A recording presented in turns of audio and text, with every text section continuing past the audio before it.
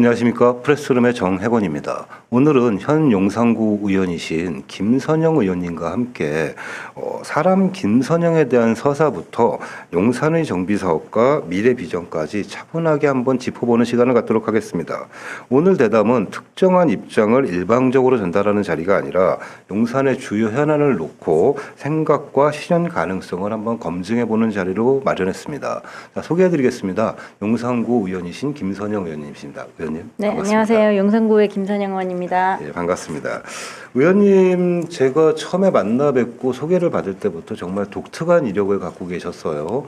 초등학교 때는 독일, 중학교는 이탈리아, 그 다음에 고등학교와 대학교까지는 러시아에서 공부를 하셨는데 또 변호사는 워싱턴주 변호사를 취득을 하셨습니다. 네, 맞습니다. 지금 4개국을 다니면서 이제 어떤 다양한 인맥과 인프라를 쌓아오셨는데 그 중에서 가장 뭐 어떤 기억에 남는 에피소드가 있을까요? 아무래도 이제 가장 마지막에 이제 학창 시절을 보낸 국가가 러시아다 보니 또 러시아가 좀 쉽게 범접할 수 없는 나라잖아요. 그렇죠. 굉장히 독특한 문화의 나라이고 인상이 굉장히 강한 나라로 이렇게 기억되고 있습니다. 독일부터 잠깐 얘기를 해보면 독일은 어디 지역에 계셨어요? 독일은 이제 그 상업 도시인 구명 도시인 düsseldorf 쪽에 있었습니다. düsseldorf. 그럼 이탈리아 같은 경우는 어느 지역에 계셨나요? 저희는 밀라노의 경제 도시에 있었습니다. 이후에는 러시아로 가신 건가요? 네, 중학교 때 이제 러시아로 가서 5년 정도 굉장히 고생을 많이 했습니다. 러시아 하면 모스크바 네. 계셨나요? 그 당시에는 이제 대기업들, 대사관들 다 모스크바에 이제 모여 있었고 이제 공산주의 국가였기 때문에 적응하기가 많이 힘들었습니다. 일단 모스크바 법대 계셨었죠? 네, 마지막에는 이제 법대 1년을 다니고 너무 어려워서 포기를 하고 한국으로 왔습니다. 그러니까 모스크바 같은 경우는 공산주의 국가다 보니까는 우리랑은 조금 틀린 법 체계를 유지할 것 같아요. 그래서 워싱턴 주립 변호사 취득하고 이제 석유공사로 들어오셨어요. 그리고 난 다음에 다양한 경험의 자원외교를 많이 경험을 하셨는데 그 자원외교 하시면서 가장 기억에 남았던 건 또 어떤 것들이 있을까요? 저는 이제 러시아 그 특기자로 입사를 했기 때문에 주로 러시아 사업을 많이 담당했는데 이렇게 원하는 대로 사업이 잘 진행이 안 되는 경우가 있거든요. 그래서 되게 안타까운 사업으로는 러시아 사할린 유전 사업에 저희가 참여를 했었는데 당시 산자부 장관님께서도 굉장히 노력을 많이 하고 저희도 출장도 많이 가고 그랬는데 나중에는 결국엔 러시아 그 가스공사에 빼앗겼거든요. 그래서 노력한 만큼 되지 않았던 그런 사업들이 조금 기억에 많이 남는 것 같습니다. 그러면은 지금 현재 어쨌든 가스공사에 근무하셨던 선배분으로서 가스공사에 계시는 후배분이라든가 가스공사에 대한 응원의 한 말씀이라든가 뭐 특별히 당부하신 말씀이 있나요? 최근에 이제 그 정부에서 저희 석유공사 대왕고래 사업에 대해서 좀 이렇게 비판을 많이 하신 거를 제가 봤는데 예전에 석유공사가 제가 다녔던 회사가 자본장집 상태라서 조금 안타까운 면이 있고요. 자원외교라는 게 사실 하루 만에 되는 게 아닌데 그런 것들을 보면서 좀 후배님들이나 동료분들이 좀 안타까운 그런 생각이 많이 듭니다. 정치적으로 굉장히 독특한 입장을 갖고 계세요.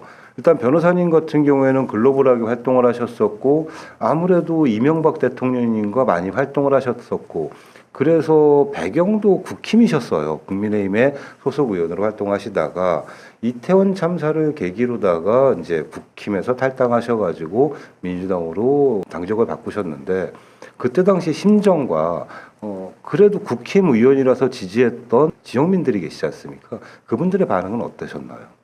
일단 주민들의 반응은 이제 지지해 주시는 분들도 많았고 정당색이 또 있으니까 주민분들 중에도 그래서 좀 실망했다라고 이렇게 직접적으로 표현해 주시는 분들도 있었는데 저는 그 사람 목숨이 어떤 돈으로도 매길 수 없는 가치라고 생각을 하거든요.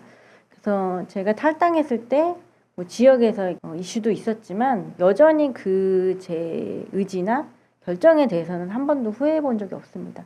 뭐 제가 정치적으로 감당해야 될 부분은 제 개인적인 부분이기 때문에 그게 힘들다고 해서 제 정치적 소신을 이렇게 꺾고 그러는 거는 정치인답지 못한 행위라고 저는 생각을 합니다. 소심이 워낙에 확실하신 분이니까 지금부터 살짝 예민한 질문을 좀 해볼까 합니다. 민주당 의원으로서 보는 김어준 쇼에 대한 입장은 어떠세요? 제가 그 탈당할 때 그 주진우 기자님 네. 그다음에 김종배 라디오에도 출연을 했었고 마지막에 이제 김어준 쇼에도 출연을 했었는데 저한테 되게 잘해주셨던 걸로 저는 기억을 하거든요. 정치적으로나 개인적으로나 너무 이제 고초를 많이 겪고 있을 때라서 민주당 언론들과 민주당원들이 저를 이렇게 따뜻하게 이렇게 많이 지지해 주시고 응원과 격려를 많이 해주셨던 걸로 기억이 나요. 국회 기자회견도 했었고 김어준 쇼에 나와서 100만 뷰도 나왔었고 긍정적인 응원한다는 댓글이 저한테는 정말 힘이 좀 많이 됐었거든요.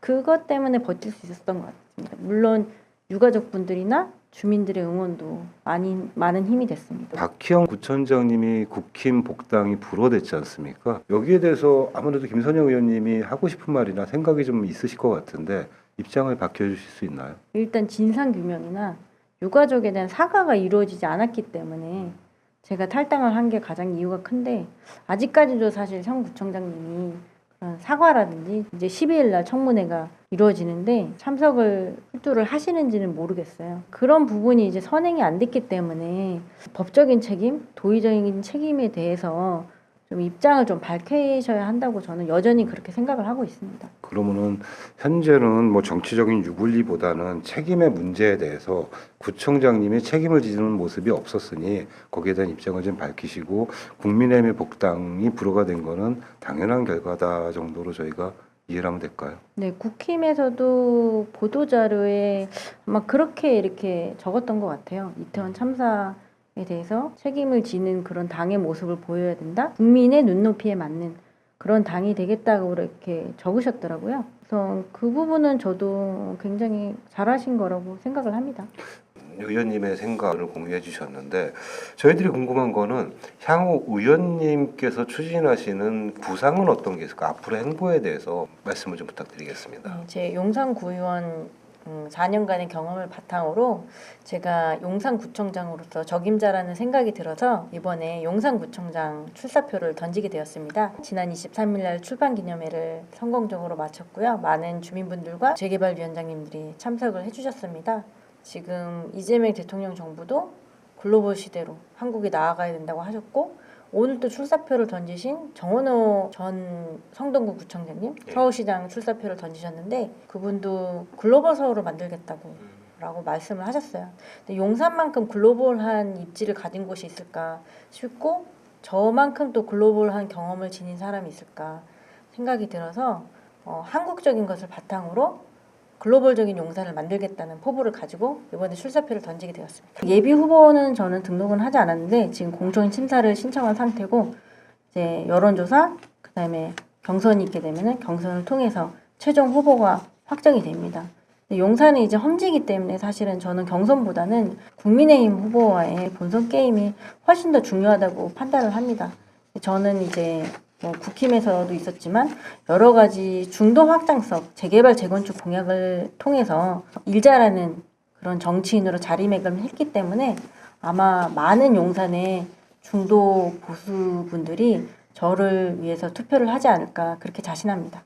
응원의 말씀을 전해드리면서 지금까지 경력을 보시면은 앞으로도 잘 하실 거라고 믿어 의심치 않습니다. 네. 열린구청장실을 만들게 되면은 사실은 이게 좀 불편할 수 있는 게 유가족분들이 이제 수시로 와서 요구를 할 수 있을 것 같은데 이런 부분은 어떻게 판단하세요? 저는 유가족분들을 최근에도 만났는데 제가 제일 먼저 하고 싶은 건 구청장이 되면 사과와 진상규명이다. 그리고 열린 구청장실을 만들어서 유가족분들이 혹시 추가로 더 이제 저희가 해야 할 일이 있으면은 언제든지 오셔서 말씀을 해달라 그렇게 제가 전달을 드렸습니다. 안전한 용산을 위한 비전 제시를 한번 좀 들어보고 싶은데 다양한 국가의 대표적인 도시에서 생활을 하셨습니다. 이러한 지역에 생활한 것이 우리나라에서 가장 대표적인 국제 도시로 꼽히는 용산구의 어떤 의정 활동을 하시는데 도움이 되셨나요? 네, 아무래도 대사관이 70개 넘게 있고 또 외국인 인구도 2, 3만 명 정도 되는 걸로 알고 있거든요. 그래서 어떤 때는 제가 이제 미국 변호사다 보니까 영어 민원, 외국인 민원도 되게 많이 들어옵니다. 사실 그런 민원들은 저밖에 좀 들을 수 없지 않나 그런 생각도 들었고 다문화 사회가 되면서 외국인들 민원, 외국인들 생활, 거주, 법률 문제, 취업 문제 이런 것들이 되게 민원으로 많이 들어오는데 어떻게 보면 구청도 이제는 좀 선제적으로 그런 다문화를 위한 준비를 해야 되지 않나 그런 생각이 들었습니다. 용산구 하면은 일단 뭐 아까도 말씀드렸지만 국제 업무 도시 이런 느낌이 굉장히 강해요. 대사관들이 밀집해 있기도 하지만은 두 번째로 생각나는 게 이태원으로 대표되는 굉장히 독특한 볼거리들, 그리고 마지막으로 국방부가 입주해 있고 이전에 미군 기지가 있었다 보니까는 군사적 의미가 굉장히 강한 지역이고, 이러한 지역인데 상대적으로 안전에 대해서는 제가 최근에도 용산을 좀 갔다 왔지만은 조금은 소홀한 경험이 있는 것 같아요. 이태원 참사는 또 별개로다가 사실 재건축 재개발 현장이 많다 보니까 도시의 슬럼화라든가 우범지대도 조금 생기는 것 같고, 그런데 안전한 용산을 위해서는 의원님의 생각은 어떠세요? 일단은 첫 번째로 저희가 참사가 있었던 그 지역이기 때문에 앞으로 행사를 기획함에 있어서 안전이 우선 최우선이 되어야 될 것 같고요. 그리고 27년도 이제 내년에 세계 청년 대회가 열리고 교황님께서 한국을 방문해 주시는데 용산 그 공원 안에 1,100개 미군 숙소가 아직 그대로 남아 있습니다. 이거를 잘 활용해서 안전하게 세계 청년 대회를 진행을 하게 되면 용산이 안전한 도시, 또 서울이 안전한 도시, 한국이 안전한 국가로서 굉장히 자리매김할 수 있을 것이라고 생각을 하고요. 그 다음에 재개발, 재건축, 제가 재개발 민원킨인데 사실은 굉장히 105개가 넘는 재개발 지역이 지금 재개발 사업이 용산에서 진행이 되고 있습니다. 그에 따르다 보니까 뭐 철거할 때 안전 문제, 그 다음에 쓰레기 문제, 이주 문제, 다양한 문제가 발생을 하고 있거든요. 동작구나 아니면 중구처럼 구청장 산하에 재개발 TF팀을 직속으로 만들어서 이 재개발 이슈에 대해서 구청에서 먼저 선제적으로 이렇게 나서야 된다고 생각을 합니다. 최근 들어서 청년 실업 문제 되게 심각해요. 그리고 또 AI나 로봇이 나오면서 취업하기가 더 힘들어질 것이다라고 예측을 하고 있는데 어떻게 생각을 하시고 어떤 지원책을 준비하고 계십니까? 저도 이제 고등학생 두 아이의 엄마기 때문에 사실 요즘은 대학교를 졸업을 해도 취업이 굉장히 힘듭니다. 아까 말씀드린 대로 용산공원에 이제 1,100개의 그 미군 숙소를 활용해서 저는 청년 창업주택이라는 아이디어를 내고 싶습니다. 거기다 청년들이 거주하면서 사업이 잘 되면 저희가 또 용산에 재개발이 많지 않습니다. 성공을 해서 정착해서 아이도 낳고 또 용산에서 재개발된 집도 사고 용산이 인구가 점점 더 늘고 뭐 교육도시로 또 이제 번창하는 도시로 되면은 너무 좋은 그림이 그려질 것 같습니다. 또 말씀하신 대로 AI가 아주 많은 직업군을 대체하고 있거든요. 정말 그 유료 AI 버전은 나날이 발전해 가고 있기 때문에 AI 소득 격차? 이것도 되게 좀 중요한 문제라고 생각을 합니다. 그래서 제 공약에 AI 바우처 같은 거를 신설을 해서 유료 AI 버전을 이용할 수 있게 그런 공약도 준비를 하고 있습니다. 아마 유료 버전을 쓰는 사람과 안 쓰는 사람의 격차가 앞으로는 더 커질 것 같거든요. 의원님도 두 아이를 키우지만 저도 아이 키우는 입장에서 집안의 통신비만 해도 사실은 되게 벅찬데 이제는 통신비에 부가적으로 따라붙는 결제들이 뭐 당연스럽게 AI라든가 부가적으로 이제 서비스가 되고 결제가 이루어져야 되는 경향이거든요. 저희가 재정 자립도가 4위고 부동산세만 한 6천억이 넘거든요. 네, 저희가 예산이 보조비 받는 것까지 포함해서 1조 5천억이 되는데 제 생각에는 재개발을 하면 할수록 부동산 가격은 점점 더 올라가고 세수는 점점 늘어날 거라고 생각합니다.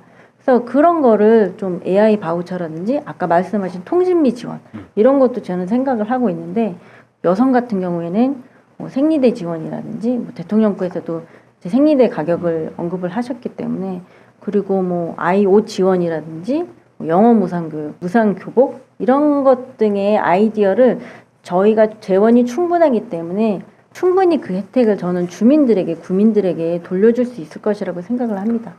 용산구가 재정 자립도가 4위나 됐었나요? 네, 은평구가 23위 정도로 알고 있는데 부동산 가격이 굉장히 많이 올랐기 때문에 강남 4구지 않습니까? 저희가 집값이 대부분 한 10억을 넘어가기 때문에 저희가 이 세수가 좀 빵빵합니다. 의원님, 용산구에서 가장 많이 문의하시고 민원을 받으시는 게 재개발 관련된 민원과 문의를 받으셨다고 하는데 최근 용산의 재개발 현황이 어떻게 되고 있죠? 압도적으로 재개발 민원이 많았던 것 같고요. 또 제가 재개발 민원 퀸으로서 자리를 잡을 수 있었던 것도 용산에 현재 105개 현장이 돌아가고 있습니다. 신속통합 기획만 한 30군데 정도 연번을 받았고요. 그중에 한 10개 넘게 열심히 지원을 해서 승인을 받은 곳이 많습니다. 그래서 국힘 후보였다 보니까 재개발, 재건축이 이슈가 될 거라는 걸 알고 선거 운동 때부터 공약부터 그분들과 같이 했습니다. 의원님의 이력을 보게 되면 법조인이시고 더군다나 외국법 글로벌 쪽으로 많이 활동을 하셨는데 그러한 경력들이 재개발과 어떤 연관현상이 있나요?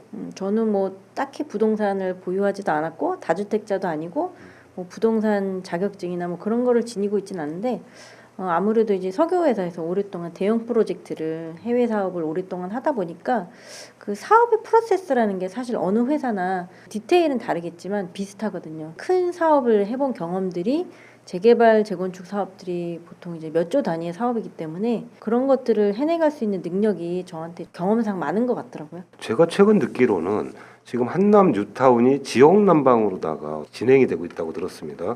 근데 그 지역 난방으로 이루어지기까지 사실 의원님이 굉장히 많은 노력을 하셨고 어떻게 보면은 공로 1순위다라고 들었는데 의원님께서 어떠한 역할을 하셨고 어떠한 상황까지 지금 이루어져 있나요? 사실 한남 뉴타운 사업이 20년째 좀 지연되고 있는 사업이고 한남 3구역의 경우에는 8조짜리 사업입니다. 6천 세대 대단지 사업이고 서울시장님들이 바뀌면서 조금 이게 부침이 있었던 사업인데 환경적으로나 뭐 경제적으로는 굉장히 유리하기 때문에 지역난방공사를 도입하기로 했는데 여러 가지 애로사항이 많았습니다. 가진 여러 인맥들, 국회 상임위 의원들, 산자부 상임위 의원들을 설득을 해서 또 지역난방공사도 설득하고 해서 사실 지역구 국회의원도 못한 그런 사업을 제가 따내서 이번에 한남 뉴타운의 가치가 따져보니까 한 3조에서 한 4.5조 사이 정도 올랐더라고요. 그 가치가. 왜냐하면은 개별적으로 이렇게 난방을 하다 보면은 기술적으로도 낭비가 있고 환경적으로도 뭐 이산화탄소 배출이라든지 그 낭비가 심한데 그런 부분을 절감한 가치가 3조 정도 되더라고요. 저는 뭐 지역 난방을 경험해 보지 못해서 몰랐었습니다만은 보일러실이 없어진다고요.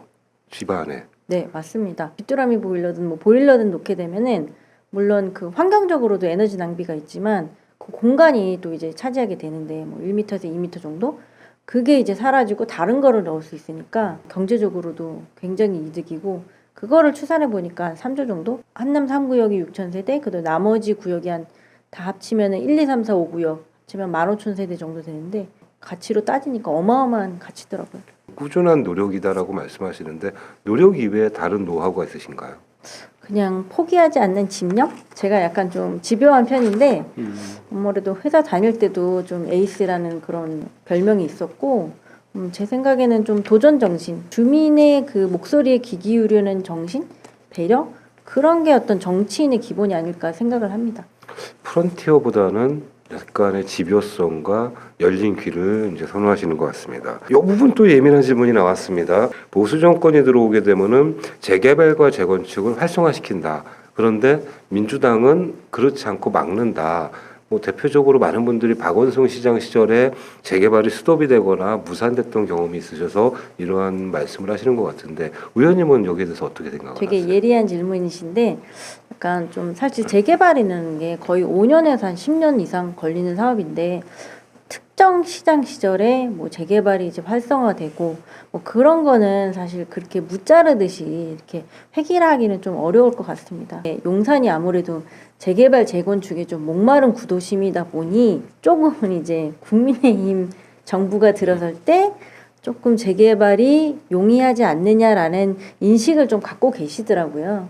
근데 저는 그 프레임을 깨기 위해서 정말 누구보다도 더 노력을 많이 했고 그렇다고 해서 재개발 재건축을 뭐 무조건 하겠다는 게 아니라 어르신들 같은 경우는 분담금 때문에 재개발 재건축을 원하지 않는 지역도 있으시거든요. 그런 지역에는 또 이제 주민의 의견을 수렴해서 좀 이렇게 지연시킨다든지 아니면 어떤 지역구는 재척을 시킨다든지 주민들의 합의에 근거한 그런 재개발 재건축이 이루어져야지 성공할 수 있다고 봅니다.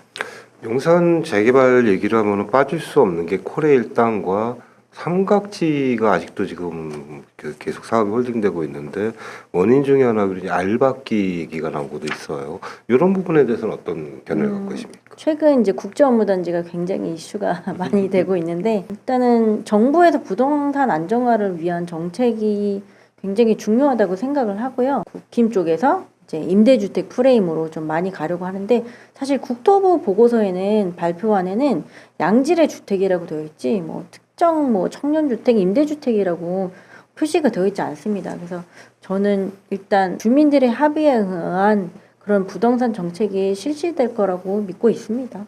근데 용산 같은 경우는 대표적인 구도심 지역이지 않습니까? 박원순 시장 시절에는 어떤 도시재생 위주로 가다 보니까는 재건축이 많이 인허가가 안 나왔었던 것이죠. 이 차이가 어떤 것에서 기인한다고 생각을 하시고 계시나요? 사실 이제 그 정부에서 뭐 알박기라든지 쪼개기 뭐 이런 거를 우려하는 거는 충분히 알고 있고요. 저도 부동산이 뭐 투자나 투기의 수단보다는 주거, 거주의 의미로서 이렇게 가치를 지내야 된다고는 생각을 합니다. 한남 뉴타운 같은 경우도 원래 오세훈 시장 시절에는 110m였다가 박원순 시장 시절에 90m가 됐다가 오세훈 시장이 다시 오시면서 저희는 주민들과 같이 민원을 넣어서 다시 110m로 올려달라라는 요구를 한 적이 있습니다. 근데 오 시장께서 사실 들어주시지 않았거든요. 그래서 제 생각에는 어떤 획일적으로 뭐 국민의힘일 때는 재건축 재개발이 잘 되고 박원순 뭐 민주당 진보 정권 때는 재개발 재건축을 막고 뭐 이런 프레임은 좀 안 맞는 것 같고요. 제 지역구에서도 사실 재개발 재건축을 원하지 않는 완강하게 반대하는 지역들도 사실 있으시거든요. 그분들은 약간 보수 주민이신데 아무래도 어르신들이다 보니까 자기가 살아생전에는 이 재개발이 끝나지 않겠구나 싶어서 반대하시는 주민들도 있으십니다. 당 성향의 문제라기보다는 자기의 거주 요건, 투자 요건, 분담금 뭐 부담 그런 환경 그런 거에 따라서 전적으로 갈린다고 생각을 합니다. 그래서 저는 최대한 주민의 의견을 많이 들으려고 노력하고 있습니다. 저희들이 보는 관점은 정치적인 것을 떠나서 아까 말씀하신 대로 한남 3구역 같은 경우는 8조짜리 사업인데 그러면은 이 사업을 이끌어 나가는 조합장의 자질 부분을 한번 얘기를 안 할 수가 없어요. 예를 들면 용산구청장이 되기 위해서는 정치적으로도 단결이 돼야겠지만은 사회적으로 이력이 좀 존재를 해야 되잖아요. 근데 재건축 조합 관련돼서만큼은 유일하게 주민들의 의사로 결정이 되다 보니까는 능력이 부족한 분들이 조합장이 되는 경우도 있습니다. 그래서 의원님이 생각하는 사업 진행이 늦어지는 이유와 조합장님들이나 조합의 이런 문제를 어떤 식으로 접근하실지에 대한 시선이 궁금합니다. 그래서 오늘 정원우 구청장님께서 서울시장 출사표를 던지시면서 재정비 사업 매니저 제도를 추진하겠다라고 하셨습니다. 되게 굉장히 좋은 공약이라고 생각을 하고요. 많은 조합장님들이 구청장 산하에 재개발 TF를 만들어 달라. 혹은 조합장 뭐 인증제를 자격증제를 만들어 달라. 분당처럼 신탁 방식 가점을 해달라. 뭐 이런 많은 요구 사항들이 있었거든요. 왜냐하면은 말씀하신 대로 재정비 사업이 이견이 첨예하게 갈리는 그런 사업이다 보니까 찬반 이 목소리가 굉장합니다. 뭐 의회에 와서 뭐 시위를 하시는 경우도 있고 저희도 내용 증명 참 많이 받았습니다. 그리고 찬성 쪽에서 저희를 또 만났다고 파시는 경우도 있고 반대쪽에서 또 이제 모 의원이 밀어주더라 라고 이렇게 저희를 이제 파시는 경우도 많거든요. 제가 이제 재개발 사업을 한 10군데 정도 이상 지원한 결과는 조합장님이나 추진위원장님이 투명하고 공정하게 발빠르게 진행하는 곳이 항상 재개발 사업이 잘 되더라고요. 그래서 저도 최대한 그런 곳을 많이 지원하고 도와드리려고 노력을 합니다. 앞으로 구청장이 돼서도 정원호 서울시장 후보님께서 말씀하신 대로 재정비 사업 매니저를 저희 구청에서도 도입하여 적극적으로 지원하도록 하겠습니다. 결국은 프레임보다는 제도적 문제, 그다음에 주민과의 합의가 중요하다는 말씀으로 받아들여도 되겠습니까? 네, 그런 것 같습니다. 자, 그럼 다음 주제로 한번 넘어가 보도록 하겠습니다. 용산을 둘러싼 특화 이슈들이 몇 가지가 있습니다. 유네스코가 재개발을 좀 막는 느낌이 있어요. 용산구 여기 해당이 되나요? 대표님께서 너무 예리하고 곤란한 질문만 하시는 것 같아서 긴장의 끈을 놓을 수가 없는 것 같습니다. 그 한양도성이 이제 힐튼 호텔 쪽을 지나는데 그쪽에 위치한 용산구 재개발 지역이 3군데나 됩니다, 무려. 지금 유네스코 그 한양도성 문화재 지정이 아직 되지는 않았지만 내년에 이제 심의를 올린다고 하더라고요. 아직 심의가 통과된 게 아니고 내년에 이제 신청을 할 텐데 내년이 돼도 통과가 될지 통과가 안 될지 모르는 상황에서 이제 여러 가지 추측성 기사가 나오다 보니까 저희 지역구를 포함해서 3군데를 포함해서 서울의 구도심에 한 20군데 재개발 지역이 영향을 받더라고요. 그래서 그분들이 굉장히 걱정을 많이 하셨어요. 국가유산청에서 그래서 아직 정해진 게 아니고 모든 구도심 해당되는 구도심 재개발을 올스톱 되는 거 아니다. 라고 이렇게 보도자료를 내셨는데 이런 좀 추측성 기사들이 제 생각에는 약간 프레임에 가두려고 하는 게 아닌가 약간 그런 생각이 들더라고요.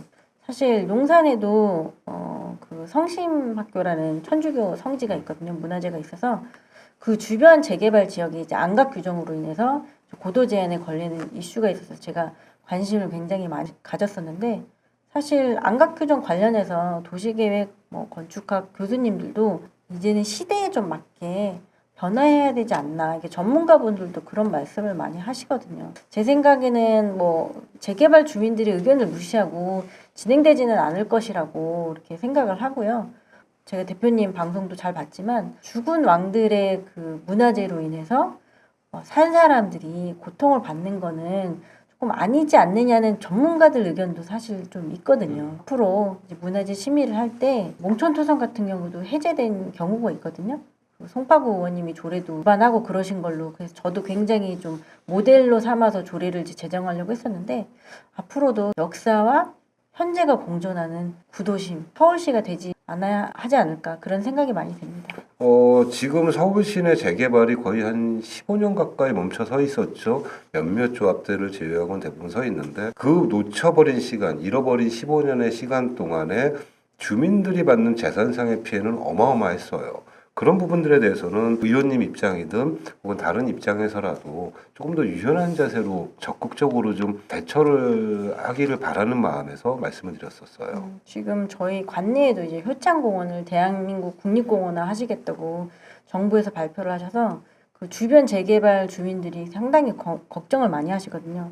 근데 제가 기술적으로 좀 이렇게 물어보니까 지하로 이렇게 좀 20m 더 파면은 왜냐면 효창공원이 좀 더 지대가 높기 때문에 크게 뭐 일조권이나 뭐 조망권에 영향을 받지 않을 수도 있다는 의견을 들었고 경희궁 근처도 100m 이렇게 이용해서 뭐 힐링 건축에서 성공적으로 이렇게 건설한 사례가 많거든요. 그래서 제 생각에는 열린 구청장실, 주민의 의견을 듣는 그런 자세를 통해서 충분히 재개발을 역사와 문화를 보존하면서 공존하는 용산을 만들 수 있다고 자신합니다. 추가 질문을 하나 굳이 드리자면은 용산이 교통이 정말 불편한 지역이에요. 메인 도로가 다니는 것도 아니고 주변에 각종 보안 시설과 군사 시설로 인해서 제한된 곳도 많고 그러다 보니까는 지하철이 사통팔달 뚫릴 수 있는 구조도 아니고 구도심의 복잡한 어떤 도로 상태상 뭐 원활하게 무언가를 할 수 있기도 힘들고 근데 여기가 재개발이 된다면은 교통에 대한 인프라는 어떻게 구상을 하고 계시나요? 사실 교통 부분이 용산은 굉장히 부족합니다. 왜냐하면 일제시대 때부터 미군 부대 시절까지 거의 절반 정도를 용산공원이 차지를 하고 있었기 때문에 저희가 뭐 도로를 뚫기도 어려웠고요. 그다음에 말씀하신 대로 뭐 버스나 지하철을 내기도 굉장히 어려운 상황입니다. 그래서 지금 이 용산공원이 이제 반환이 됐기 때문에 용산공원을 가로지는 도로 얘기도 굉장히 얘기가 많이 되고 있고요.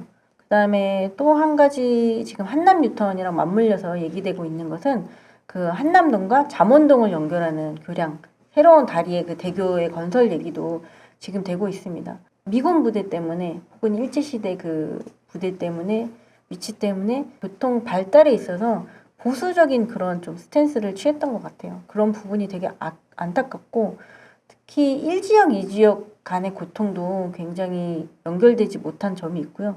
그래서 저는 앞으로 이제 구청장이 되면 교량의 문제, 뭐 지하철의 문제, 오늘 이제 의회에서 결의를 했는데 한남 뉴턴의 보강령 신설 그거를 결의를 했습니다. 그래서 이런 대규모 공사도 중요하고 교통 공사도 중요하고 마을버스 배차 간격, 마을버스 뭐 운전기사 지원금 그런 세세한 정책도 저희가 성동구처럼 도입을 해갖고 주민들이 편하게 다니실 수 있도록 그런 정책을 좋은 정책을 많이 구사하고 싶습니다. 잘못하면 한남 뉴타운이 단순하게 지하철 하나만 가지고는 마치 김포 골드라인의 재현이 아닐까 싶은데 신설되는 지하철이라든가 이런 거에 대한 장기 프로젝트를 갖고 계신 건 있나요? 일단 그 서빙구역 예산이 뭐 600억 정도였는데 사실 지금 현실적으로 건설 비용이 많이 올랐지 않습니까? 그래서 한 1,500억 정도로 뭐 두세 배 정도 가까이 올랐다고 하더라고요.